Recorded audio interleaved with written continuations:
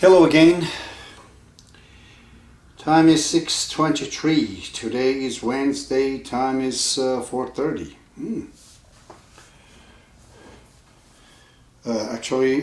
Time is 6:23.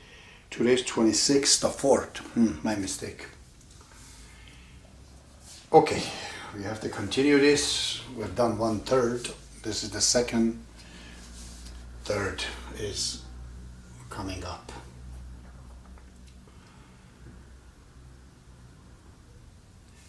In these lines, Baha'u'llah, as we saw the last time, he did explain, what this tayyul arz is, means basically teleportations.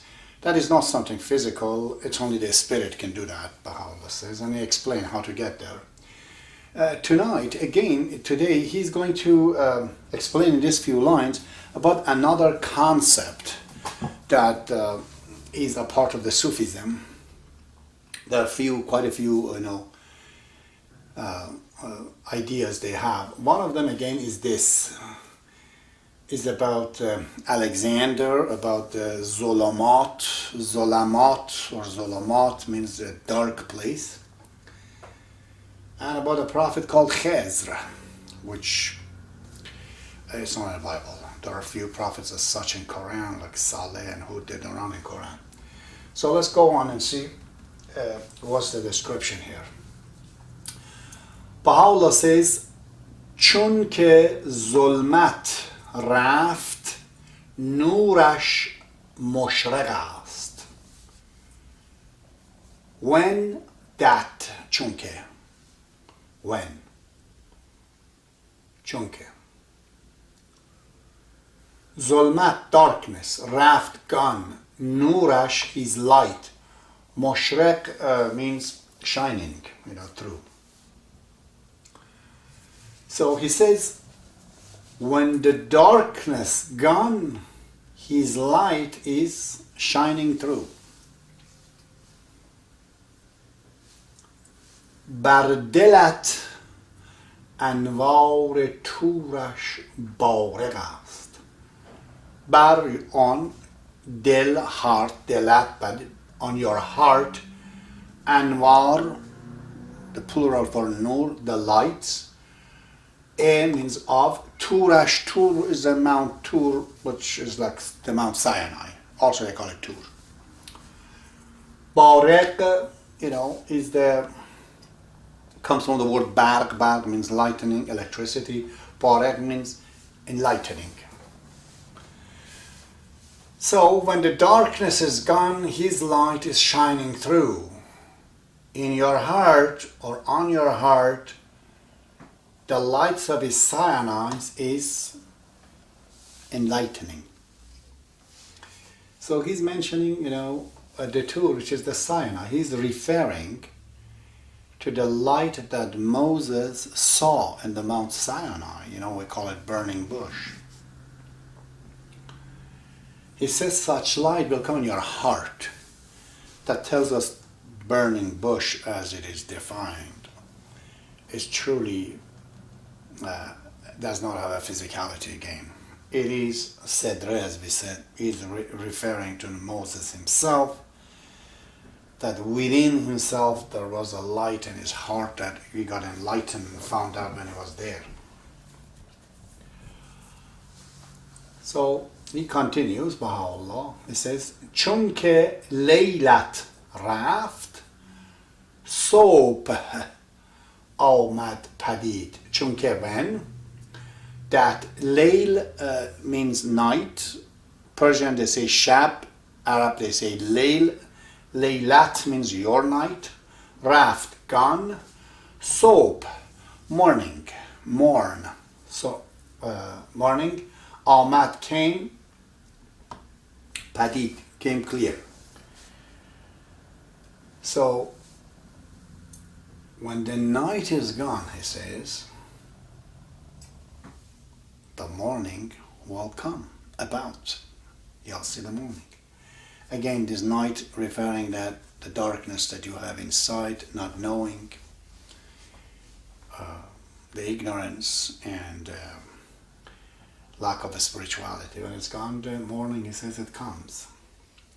At this point, he says, Ham nasim iz rouhani wazid. Also, nasim, the breeze of the glory.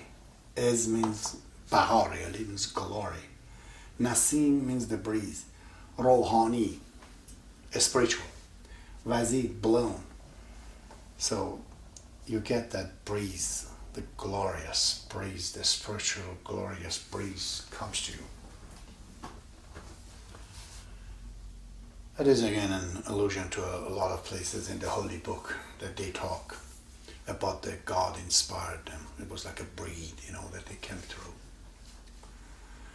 And the third line is important because he's going right now to this story of Zolamaat and is referring to the Sufis and what they're talking about.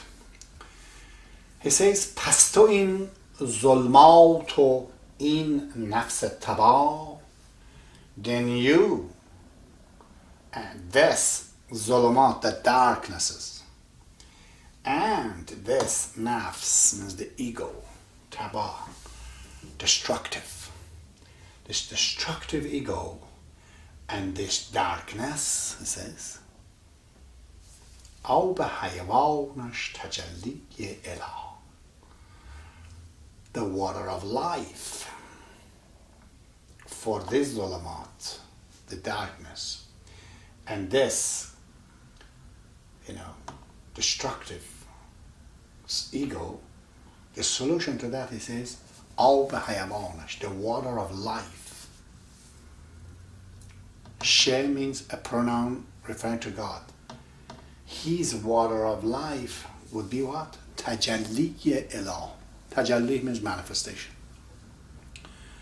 Manifestation. Elah is another word for Allah. This elah in Arabic language used to refer to Zeus or the Greek gods. They would say elah. And in Quran, Muhammad said there's so many elah.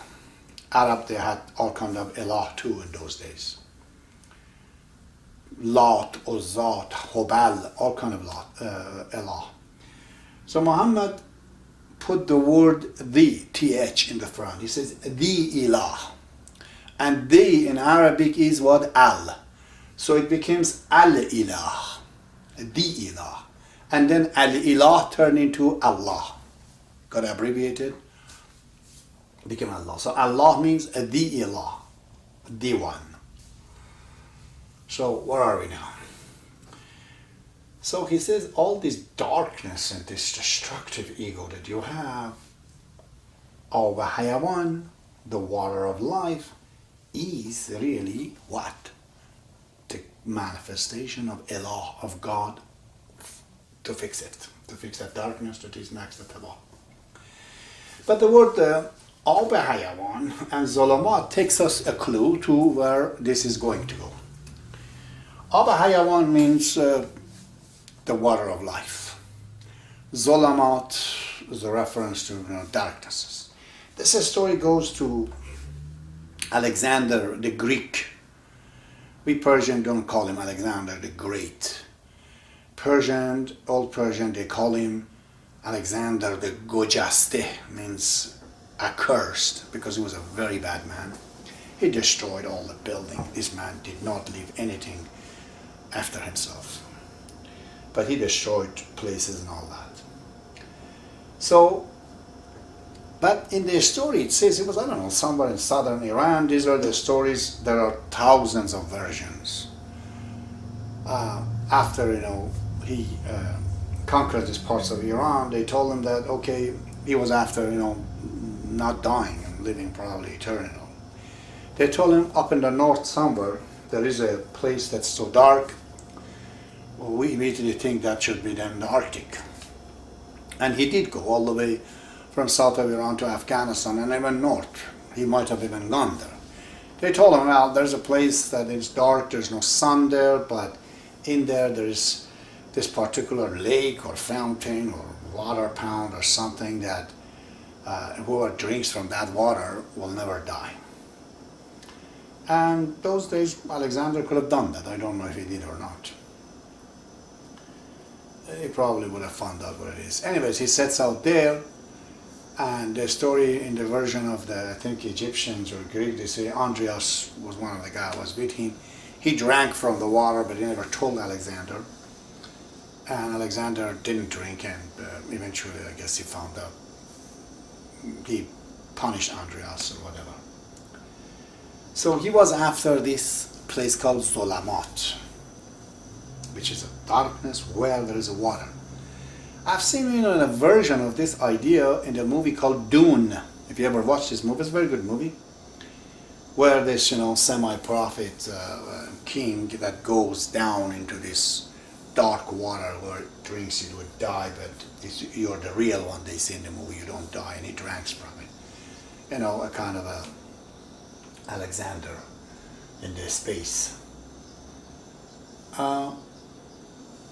This story of Alexander is not very simple. In Quran, this verse that he talks about Zal Qarnayn. Zal Qarnayn means to have two horns on the head. And he says this story. He went north and he found this water and whatnot. And it talks about him as a good man in Quran. But he doesn't say Alexander. He just says the king who had two horns, the possessors of the two horns. And Arabs, when conquered Iran, they didn't like Iranians, Iranian cultures and anything they had. They had this idea of destroying the culture. They were very smart. One of the successors of Muhammad, according to the Sunnis, not according to God. The second caliph was Omar. He attacked Iran and he basically destroyed everything that was there in the south and raped all the women. Arabs, they did that, and they killed all the men and sold them to Europe, who knows. And Imam Ali, which is the true successor, did not agree, and he was the conqueror, the general of Islam, but he did not participate in these wars. And they said to Ali that, you are not really Arab, you are a foreigner. You don't want to get involved in these things. You don't have no Arab cause. Ali said, no, my cause is not Arabs. I'm not an Arab nationalist. I'm a Muslim, and I have to, so I do not accept such a civilized people like Persians should be attacked by you. But Omar said, Ali, don't worry, we will rape all the women, they will all get pregnant, their father is Arab, they'll speak Arabic, they become Muslim. What's your worry if you're thinking that we should teach Islam? Ali said to him, you're wrong idea. Omar, this will backlash, and it did. It created Shiite and Sunni. So the caliphs always are trying to put down any ways they could the Persian culture. So they referred this Zal Qarnayn, means having two horns. It is Alexander. And Alexander is the enemy of Iran. So they depicted this is about him. Fortunately, in the recent years, one of the good ones is the famous linguistic of the contemporary one, Mr. Dekhoda. He has a lengthy essay on this that he proves this is not a reference to Alexander, but is a reference to King Cyrus. Because in the Bible, King Cyrus, the Persian emperor, is referred as the anointed one. Jews, they call him the Messiah because he is the one who got rid of the Nebuchadnezzar and freed, emancipated the Jews. He was affected so very much by the Jewish faith at that time, in my personal opinion, because of the influence that he had from the Jewish culture, which was the true religion of God at that time, right up date. That is why he brought this great ideology that is right now in the museum, the British Museum, where he gives the freedom of language, freedom of religion, and freedom of work. Those days he did this. That's amazing. So he is a semi-prophet in this reference. In Quran, in the chapter called Cave, is a reference to King Cyrus, not Alexander. But Baha'u'llah says, whatever the case is, this Zolamaat and this darkness and this traveling and these things, this Zolamaat, this darkness, as he says, is nothing but nafs tabah,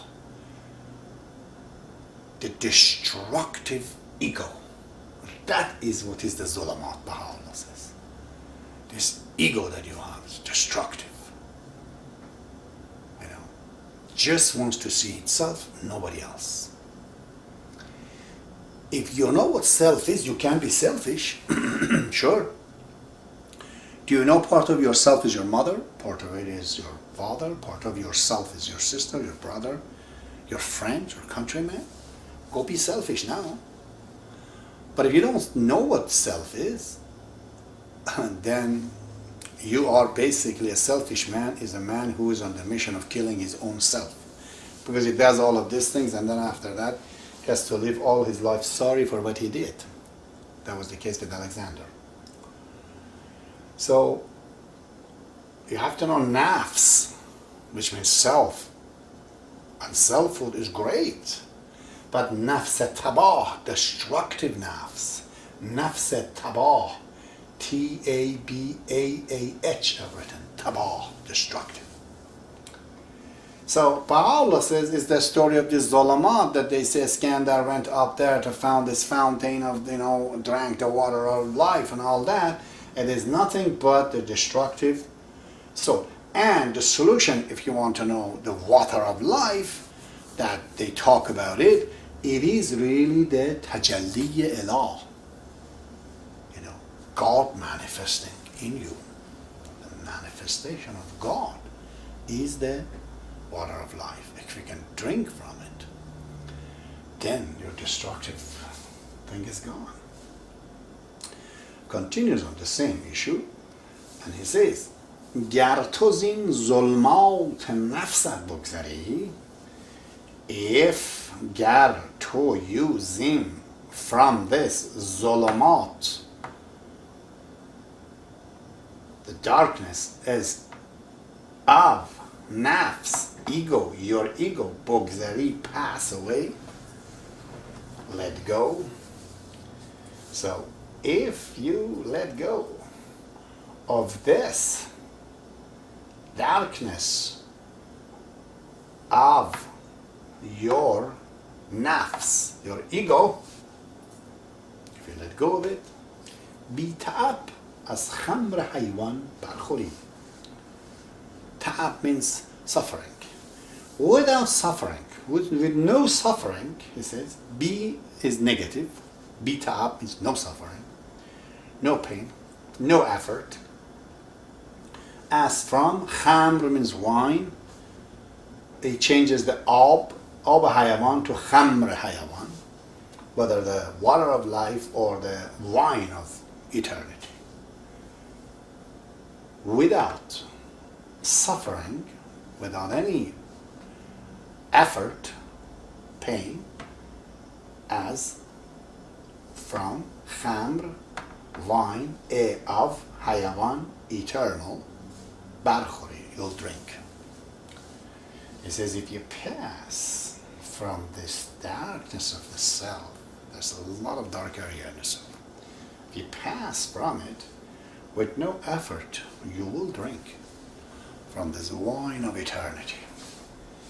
He uses water of eternity because in the past they were taking water, but Sufis later on, they bring that a lot of them also khamr hayawan. They say the wine, the eternal wine. Baha'u'llah combined both and says in either case, if you understand what your ego is, and there are a lot of darknesses in your ego, if you let go of that,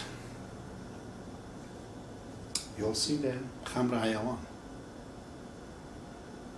When they talk about carnal desire, selfish desire, this is not about not having sex. It is not about not having food. It's not about not liking materials. Baha'u'llah was very fond of the precious things. He had many of them. He was a collector, Baha'u'llah. He says in his collection had the handwritten prayers of Imam Ali. They stole it. He had many things, he says. They stole from him. They took it away. But Baha'u'llah had all this thing. He says a Baha'is chair could be of gold. That does not make him a non-Baha'i. It's the matter of the priority. That's all it is. If you say, I want to marry this girl because she's a millionaire, you're going behind, you're breaking the order of priority. If you say, I love her, then you say she is beautiful, then you say she's rich, then you say she's big, family of, aristocrats, whatever. If you put it in the sequence of priority, you can have it all. But first you have to love her. Then you say, the one I love has to be also beautiful. The one I love has to be also sexy. The one I want also has money. But it's like A, B, C, D. What is first? You always go towards first. So if you break the order of priority, you have gone into that nafs tabah, the destructive self. Everything is fine and beautiful. The issue, though, is very important, the priority. God has not created things in this planet not to be used. Absolutely not. But there's also an order. In the very first book of, in the book of Some Answered Question, Abdu'l-Baha says there's an order, and that order has to be followed. This universe is written based on an order. In everything there's an order. Look at an element, it starts from hydrogen, it goes with helium, 1, 2, right up to 104. Look at the things in the universe. First there are minerals, then it comes the vegetable, then it comes, the animal, then it comes human. Even if you go into minerals, again, from one hydrogen, you go right to the last ones. And the animals, if you go into living being, first is what, a first cell, one cell, then becomes a filament of the cells, then becomes bigger, and in there also there are sequences. There are viruses, there's bacteria, then there are ferns, then there's moss, then it's fern, angiosperm, gymnosperm. See, there's an order. It goes from simplicity to complexity. That order defines what is good nafs and what is a bad nafs, destructive nafs. If you lose the order of priority and you don't look at it, that's a problem. So,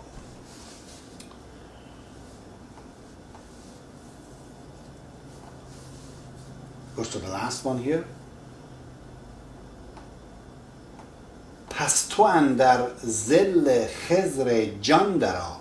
I missed the word toe, and I do not have my pen handy to write this down. I just looked at it. The word toe is missing. Where is the pen? That is one, but it's green. So let's do this in green. There has to be a toe here. It's not missing.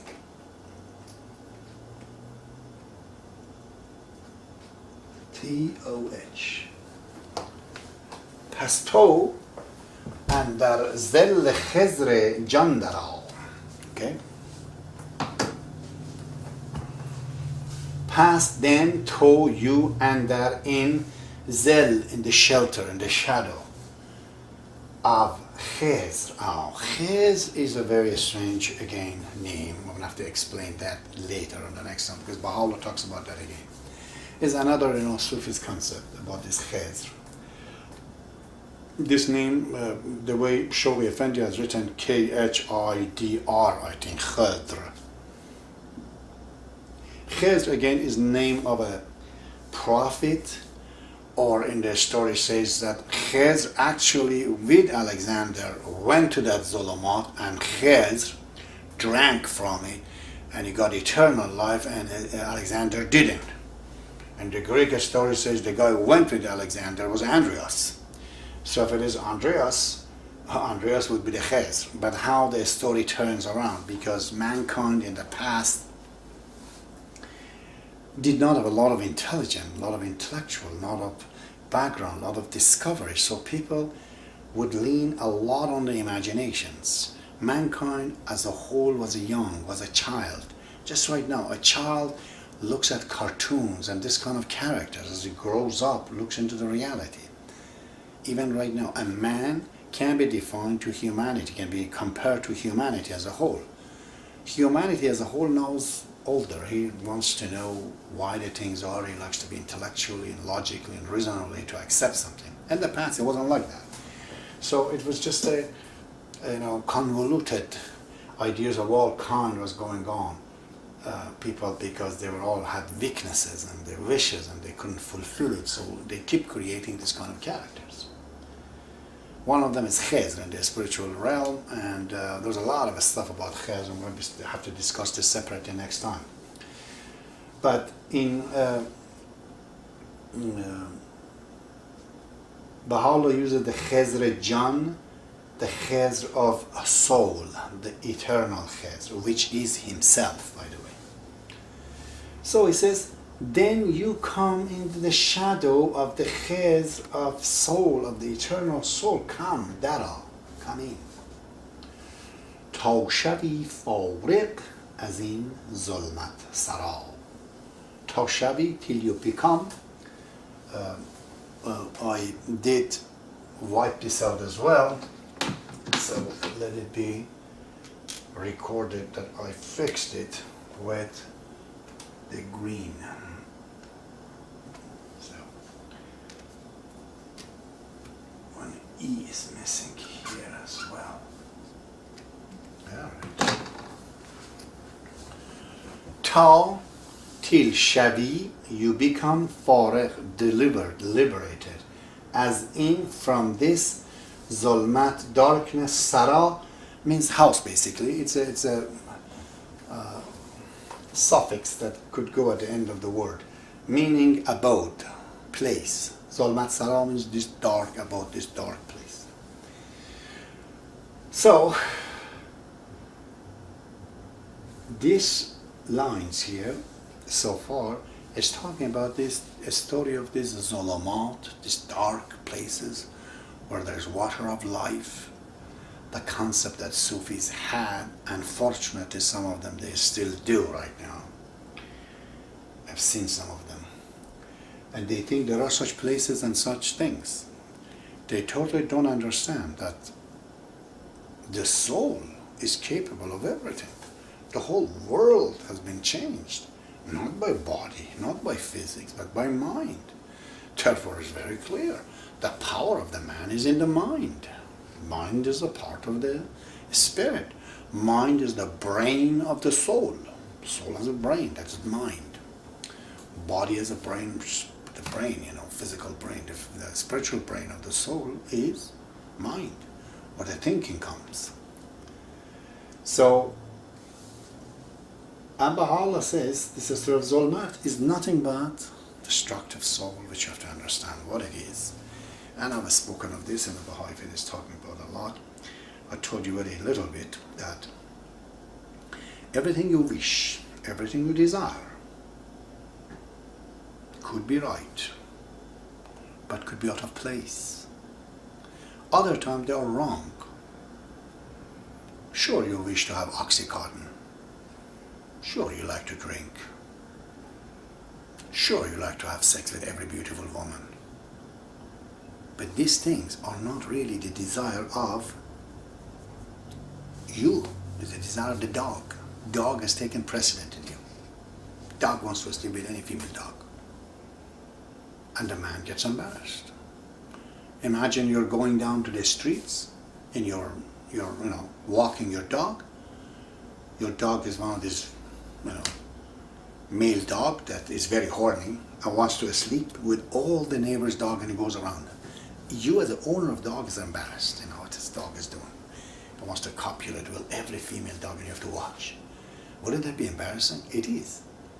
So this desire in you is like that dog who wants to take over you. You have to tell him no. There's time for that and there's time for me.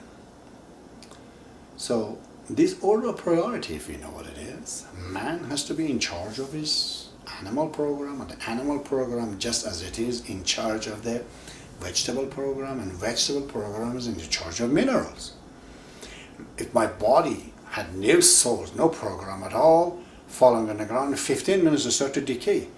What's making it not to decay for 70 years? All these minerals, the vegetable souls. The program of the vegetable The vegetation program tells what we need, what have to get out, what has to come in, refresh it. But then animal programs on the vegetable to create sight and seeing and hearing and all that. But all of that is going on for what purpose? The purpose is made by the human program. But the human program also needs another higher program, which entire Baha'i faith is about to get you to activate it. You're born with it, Baha'u'llah says. You have to activate that program. If you activate that and get installed in your system, you're the Superman, as they say. You will be. So now we know the story of Zolamaat, where Alexander went, and it was not the story of Alexander, really it's the story of King Cyrus, which in the Bible is called the Messiah, in the book of Ezra and Nehemiah you say to it. It's very clear in the holy books. And it's nothing but it's within us, those darknesses. Very well. Time is 7 o'clock. I shall continue again till the next time. If there is a next time. I know there is, until the end of this year. What happens after that, it all then depends. It all depends on what people are going to do. Okay, dokie. Till the next time, Baha'u'llah be with you.